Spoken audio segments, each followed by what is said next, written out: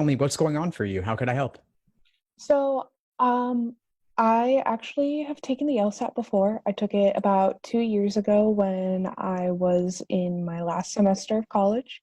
I did okay. I got a 156, but I want to get above that. And so now that I have like more of the time and resources, because I've been working, so I can kind of put a bit of money into it, I want to see if I can get myself up to like a 168, Nice. 169 area. Nice. Awesome. And when are you taking the LSAT?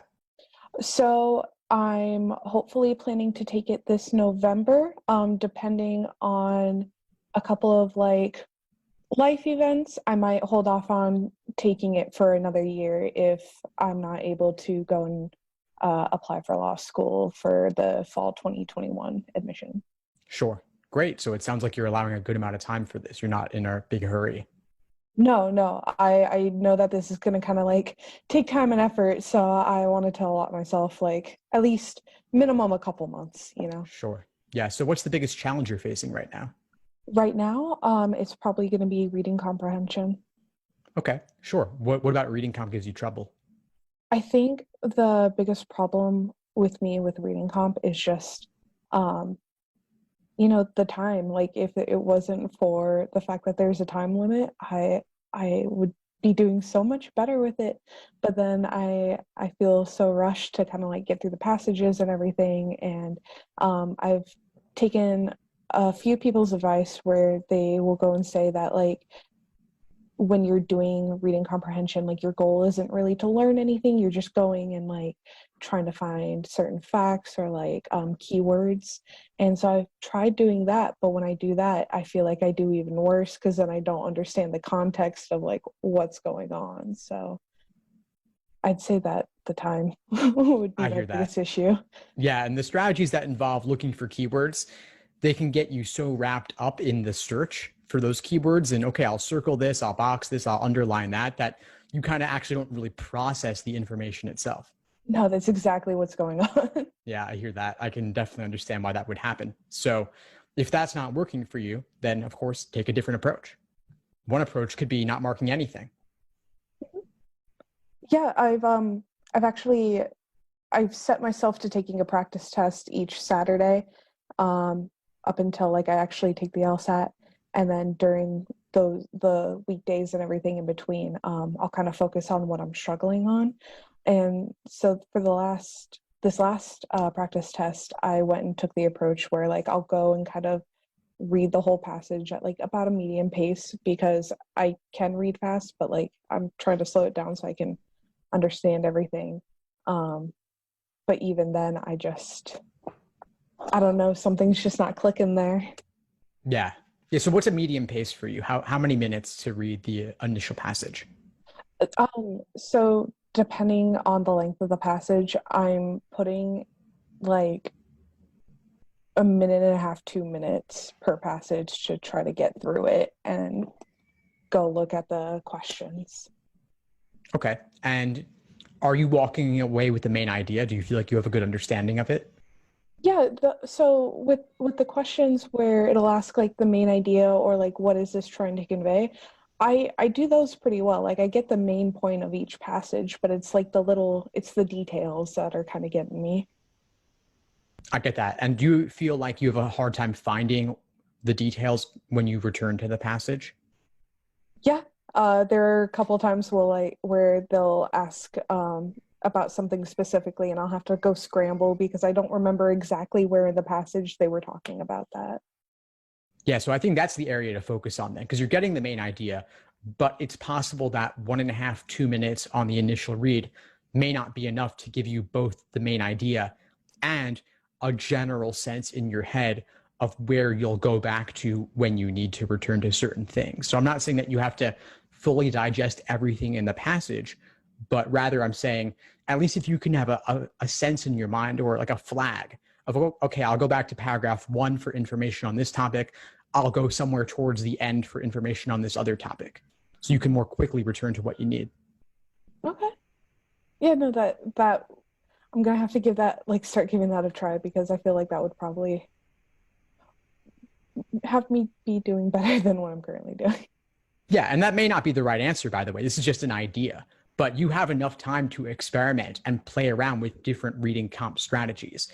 I think what generally does not work is being too mechanical about it, like the hunting for keywords or trying to summarize paragraphs. It's not really about the paragraphs. It's not really about the keywords. Keywords are obviously important. However, means something very different from and. We can get that, right? But beyond that, I wouldn't be circling all of those keywords. LSAT reading comp is deeper than that. And I think a lot of the action in reading comp really is about tricky wording or kind of communicating an idea, but in a roundabout way. And so those are things you really want to flag to take a closer look at later, because they typically will ask questions about that. Okay. Like when you say that they're going to ask questions about that, kind of what specifically, or like at least like some kind of idea, what do those kind of questions look like, I guess? Well, here's one I did the other day with a student. The idea was, this was a statement that on the surface level meant one thing if you were just skimming it really quickly, but on a deeper level, when you're reading it, they're actually communicating the opposite of that thing. And so a question might ask, what's the role of this statement?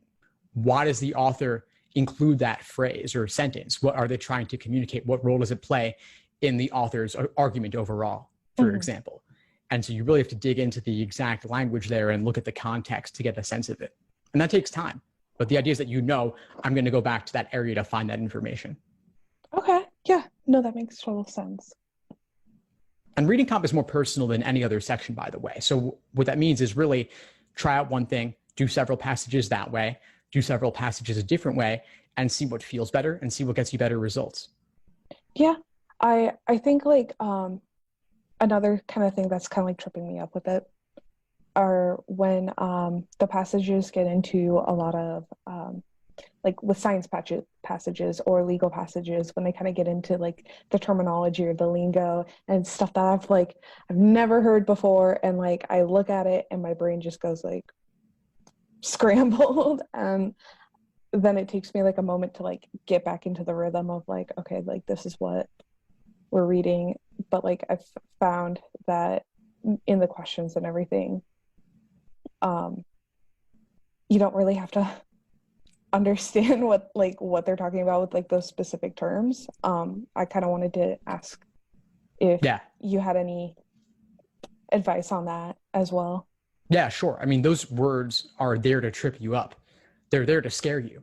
And the problem is that attorneys often have to navigate areas they're not familiar with. Like, let's say you're a patent attorney, you're not a science expert, you're just a lawyer who happens to focus in that niche. But most science terminology is not going to be familiar to anyone other than scientists. So what you've got to get comfortable with is finding where they define that keyword or phrase in context, and then dumb it down for yourself by substituting that constantly.